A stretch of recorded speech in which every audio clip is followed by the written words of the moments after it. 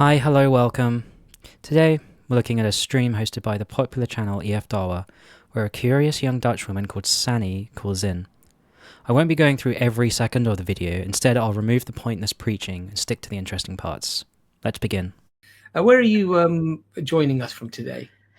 From the Netherlands, and Okay. I would consider myself an agnostic, still trying to explore Islam. Lovely. Well, it was very nice to have you on, and you're our guest, so we'll let you shoot off any questions that you have, and we'll hopefully try to answer those for you. Already Abbas is getting excited because this kind of person, a shy, polite, self-declared agnostic who is exploring Islam, is the perfect target for these Dawah guys. Well, the very first question, it's probably a very major one, I suppose, to start with, but as an agnostic, I'm sort of leaning to that there has to be a creator, but I don't think the label agnostic really applies to her. Agnosticism, and conversely Gnosticism, in this context refers to certainty of knowledge regarding God. For example, an agnostic atheist doesn't believe in God, but doesn't claim there definitely isn't one. A Gnostic atheist doesn't believe in God, and claims that there definitely isn't one.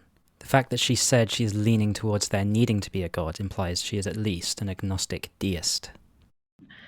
it's so hard for me to imagine that the Islamic one is indeed the one and only God, and Me too, sister. Me too. God. And I suppose my question is, what is your proof that the Islamic God is the one and only? Okay. So we would not actually argue that the Islamic God is the one and only God. We would argue that it is the same God from Adam, who preached about God, Noah, Moses, Abraham, Moses, Jesus, and the Prophet Muhammad, peace be upon him. They all worship the same God. This is something Islam claims, that all prophets of the Old Testament were actually Muslim, as they submitted to the one and true God, despite the fact that non-Muslims would view them as Jewish up until Jesus, essentially rewriting history. I've also heard Dawah preachers claim that all prophets around the world, up until Muhammad, who is the final messenger, were Muslim. So we don't see this as a different God. There are, unfortunately, and we can see the transition that certain religions have made, where this one God becomes somehow a multiple entity, whether in image or whether in statue or whatever. And for us as Muslims, we believe that all of the prophets, from Adam all the way through to the last prophet, the Prophet Muhammad, peace be upon all of them, that they all actually preach the same thing, which is what the Quran says. We never sent a prophet, Allah says, except that they taught the people, worship Allah alone, worship God alone, and do not associate partners. So this is a verse in the Quran that Allah is affirming that all of the messengers that he sent, and we believe that in the hadith it's mentioned that there are over 124,000 messengers that were sent to every nation, every people throughout history, throughout time. And they would have all preached the same thing: worship God alone and do not make partners of God. This is just false. We can see prophets throughout history preaching all sorts of crazy things, including worshipping multiple gods, deifying objects, the sun, and so on. So we don't actually see it as a new God. Of course you don't. How could a new God just show up? The other thing is that the Prophet Muhammad, peace be upon him, was asked about himself as a messenger, as a prophet. And he said, my comparison is that of a beautiful building, a building that's complete, except for one brick that's missing. And I am that missing brick. In other words, I'm the completion of this message. Something that always bugs me is that they accept every single word from Muhammad as if he is incapable of lying. It could be the case, as I am an agnostic atheist, that Islam is true and Muhammad did relay the messages from the angel Jibril, except that he inserted a single line of his own, that he was the final messenger when actually he wasn't. How do you know?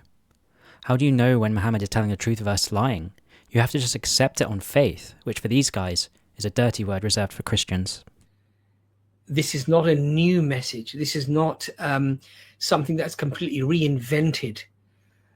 This is not a new religion. It is a continuation of that same core message that was given to Adam. And as society's needs changed and society's dynamics changed, some of the rules and regulations that were applied to those societies, they changed. This is an astonishing admission by Abbas, as he is conceding that morality is not objective or stationary, and instead evolves and changes. His wording of society's needs changed also implies that God is bound by the needs of society, rather than being the dictator of all things. So much for an omnipotent God. To accommodate people. But the core message of worshipping God alone, that was something that was consistent. You can't just define Islam as worshipping one God only, and then look through history at people who did that and claim they were Muslim. It is incredibly dishonest and, for lack of a better word, cheeky.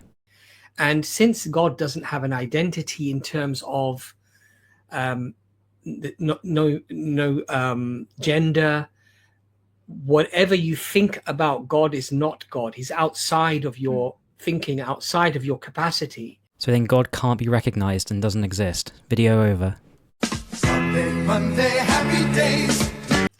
So does that make sense, sister? It does, yeah. No, it doesn't. Yeah, I'm very new to this religion to begin with, and I'm exploring it because I have always naturally felt like I was drawn to a lot of the teachings.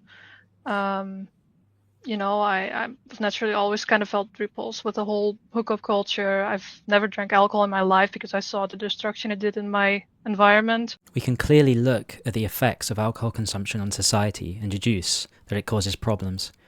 We can also look at hookup culture and find negatives among positives. But what about being a practicing homosexual, eating clean, healthy pork, drinking water with the left hand while sitting? There are an abundance of rules and teachings that are simply not logical. I'm assuming she has not heard of these yet. I see so much logic in it, and I find it beautiful in that sense. What about Muhammad's marriage to Aisha and subsequent sexual assault? Is that beautiful? Because I came from, a place of atheism, right? And then I transitioned over to agnosticism, which it seems like that's kind of where you're at. So Yeah. The way that this gets nurtured is when you recognize the truth for the truth, and you recognize that you have a relationship that's going to be built with your creator based on the conditions that he set forward on how you can build that relationship. I wish he could hear how unhinged that sounds. So Exactly, I just want to clarify, if you were to believe in God, there would only be one. You do not take any form of stance that there's more than one. I can get behind that. Yeah. Okay, cool. Perfect. So now you're actually going more towards theism. Now the question is how do I know that the God of Islam, and this is what Brother Abbas was alluding to, when we say that there is only one God, there is no such thing as a God of Islam, because there's no such thing other than a different religion than Islam when it comes from God.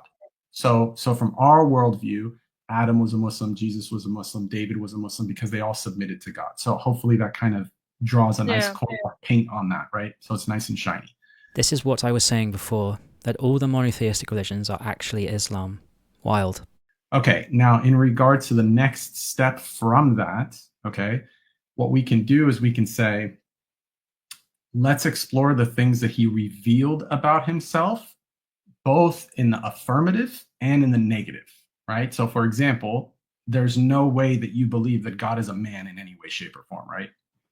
No. Great. So now you have rejected the Christianity. There's no man-God type thing. There are denominations of Christianity that don't accept the Trinity and that God is one. There's also, Judaism. Sikhism also has a nearly identical description of God, a single, formless, timeless entity beyond human comprehension. So now, in regards to accepting the things that may be difficult, right? Meaning praying 5 times a day. It's not easy. Fasting 30 days. It's not easy. wearing a hijab is not easy. It takes courage. Okay. Those are all the things that I struggle with, exactly. Right. Yeah. So Islam is the perfect religion for humans, except following the rules is extremely difficult? Did Allah need to make them difficult, or did he choose to? If he needs to, then he's not all-powerful. If he chooses to, then he's kind of a sadist. The fasting would be okay, except you aren't even allowed to drink water, which is objectively bad for you, especially in hot climates. There are a myriad of issues that arise from wearing hijab long-term, which include friction alopecia and vitamin D deficiency. So I'll give you a personal example. When I first accepted Islam, I said that I know I have to pray, but it's very difficult for me. I prayed once every month or 2 months. But my mentality is I'm going to work on it and I'm going to build upon this because I know this is the best from me. Why? Because we believe in a maximally perfect God that would give us a perfect set of instructions, and anything subpar to that would be a challenge to his perfection and his wisdom. Oh boy.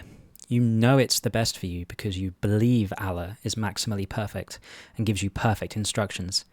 This is the circular circle I've ever seen. He's saying he knows it's true because he believes it's true.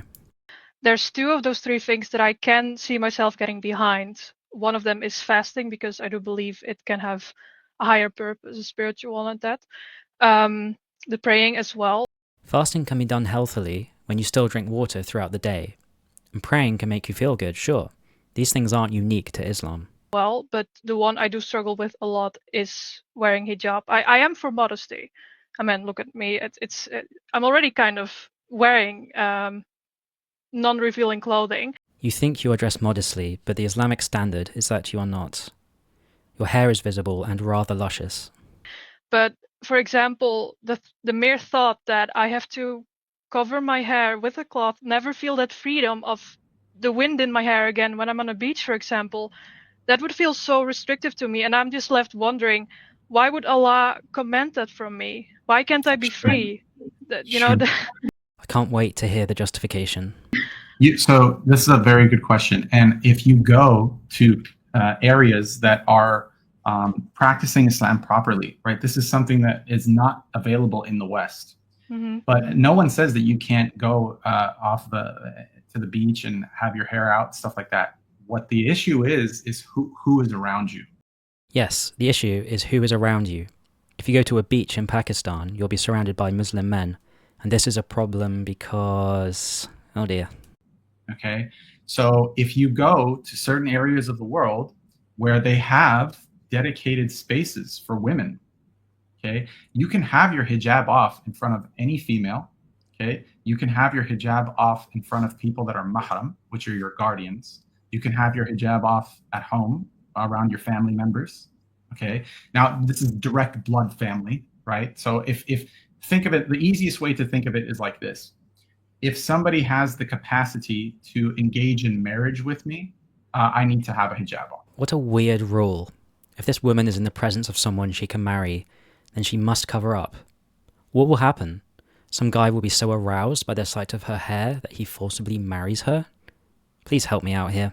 So now, how do you go around this? Meaning, like, how do you best practice, right? So if there's areas of a beach that are secluded, right, and there's nobody around, there's no men around, or there's no non-mahram individuals around, then you're good to go. Yes, as a woman, you must hide yourself away in private areas. Out in public, you must all look the same and only have some face skin showing. Fantastic. How appealing. Right? It's not saying that you can't do these things, is that you can do these things within limits. The challenge is struggling between your desire to want to, say, do it every day with a group of friends, okay? Because obviously, who the heck would want to be alone, right, on a beach? The idea is that you're trying to have a vacation, you're trying to be around camaraderie and friends and stuff like that, but you're not supposed to have intermingling anyway. So if you were out with a group of girlfriends and you guys found a secluded area and, you know, you're good to go, right? Now, what you can do is you can have something handy, meaning in the modest swimwear that's available, you can have something handy that just in case if someone comes by, you put on a quick hijab. What does this accomplish in a practical sense? If someone wants to assault you, putting a piece of fabric over your hair won't help at all. There is, and all the brothers can attest to this, there is a beautification that happens of a woman when she wears a hijab. I find the most beautiful women to be hijabi women. This defeats the purpose of the hijab. If it makes you more beautiful, then you will attract more attention from non-mahram men, which you are trying to avoid. Now, I don't have to go into the idea of all the protections and the safeguards, meaning like you're not going to get weary eyes, you're not going to get this, you're not going to get that. Yes, you will. Hijabs do not reduce sexual harassment or any kind of harassment. Bad men will still do bad things, hijab or not. And the biggest challenge is that you actually have a badge of honor that you're wearing, saying proudly that I'm a Muslim.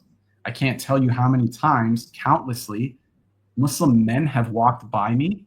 I didn't recognize that they were Muslim because there's no badge of honor, right? I'm not wearing a kufi. It's not like I have a thobe on, just regular whatever. Okay. But then when they walk back, I see them with their wife and I go, oh, salaam alaikum.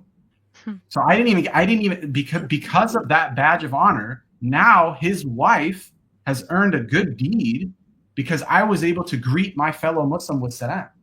So like you have all of these small things that men miss out on, so to speak. Right? So you're also saying it's so that you sort of recognize each other in public? Yes, you need to recognize the in-group and the out-group, the right and the wrong, the slaves of Allah and the kuffar, which is a derogatory term for the disbelievers. This is cult speak. Absolutely, absolutely. Because the idea is that there's no need to hide or be in any type of seclusion as a Muslim. We should be proud that we are upon truth, that we are following the commandment of the Creator. What we're seeing is the opposite. We're seeing the objectification of women and that being elevated to a status. Demanding that women cover themselves up, including hair, is just as objectifying. But there is the concept among women called hair envy. Have you heard about that, son? Hair envy. I believe not, no. Okay, so it's a psychological thing. It's a psychological thing? Is it? Where can I find it in the DSM-5, Dr. Ijaz? Where jealousy among women is where you develop jealousy against other women because of their hair, right? And so when you wear a scarf, you remove that layer of jealousy and you grow in solidarity with other women. Implying that women are so vain and prone to this so-called hair jealousy is so demeaning to women. Not that these people care. That's one aspect of it. The second aspect of it is that what is the purpose of hair, particularly on the head, biologically? It is the case that when it comes to reproduction, your hair quality indicates your ability to reproduce. And the older you get or the more sickly you become, the less vibrant your hair is. And so it's an indicator for mating, okay? And so I'm a man, I'm going to tell you that if you have beautiful hair and you're walking down the street, you will catch my eye. I'm not looking to stare at women, but if you do your hair nice and you pass by a man, one way or the other, his gaze will be upon you. So Ijaz gave a kind of evolutionary explanation, where good quality hair on a woman is a sign of good health and fertility. This isn't uniform though. Women can suffer from alopecia, as well as just having not very nice hair which is thin and prone to getting greasy, yet they can still be perfectly fertile. He asked what is the purpose of hair on the head, to which I would answer that it's about self-expression and self-confidence. It isn't required for anything. A woman with a shaved head can still be fertile. Maybe a better solution for Muslim women is to shave the head. At least then they can get some direct sunlight on their skin. So Islam seems to care about your, how do I say this? You have solidarity in modesty. Yes, Islam really does care about policing how women look and dress. Women, when they put on the hijab for the first time, it's like a switch flips. All of a sudden, it does not become this great barrier that you need to overcome. You put it on and it feels right. You feel okay. You feel good. So I will be honest with you. Go up today in front of the mirror, put a scarf on and see how you feel. You will recognize yourself and you'll be comforted. And so this is what Allah has given to us as a mercy and a grace. He's given women the ability to clothe themselves, but still feel special, appreciated, and beautiful. So your hair is for you and your spouse.